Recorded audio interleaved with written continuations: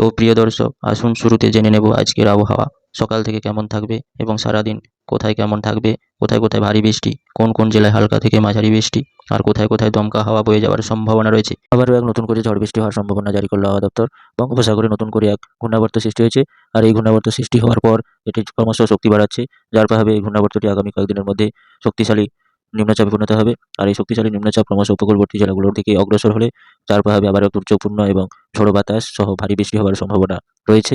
তবে আজকে সারাদিন পশ্চিমবঙ্গের বিভিন্ন জেলাগুলোতে দেখতে পাচ্ছি, কলকাতা এবং উত্তর চব্বিশ পরগনা, দক্ষিণ চব্বিশ পরগনা, হাওড়া, হুগলি এসব জেলাগুলোতে সকাল থেকে উত্তরে শীতল বাতাস ক্রমশ প্রবেশ করছে, যার প্রভাবে কনকনে জাঁকিয়ে শীত পড়বে। আজকে সারাদিন কনকনে শীতল বাতাস প্রবেশ করায় পুরুলিয়া, বাঁকুড়া, বর্ধমান এবং আসানসোল আর আরামবাগ এইসব জেলাগুলোতে জাঁকিয়ে শীত পড়বে। এবং আবহাওয়া সূত্রে জানা যাচ্ছে, উত্তরবঙ্গের বিভিন্ন জেলাগুলোতে দার্জিলিং, জলপাইগুড়ি, কালিম্পং, আলিপুরদুয়ার, শিলিগুড়ি, গ্যাংটক এইসব জেলাগুলোতে আজকে ক্রমশ শীতল বাতাস প্রবেশ করবে এবং যার প্রভাবে জাঁকিয়ে কনকনে শীত পড়ার সম্ভাবনা জারি করল। উত্তর চব্বিশ পরগনা, উত্তর দিনাজপুর, দক্ষিণ দিনাজপুর এইসব জেলাগুলোতেও কনকনে শীতল বাতাস প্রবেশ করবে।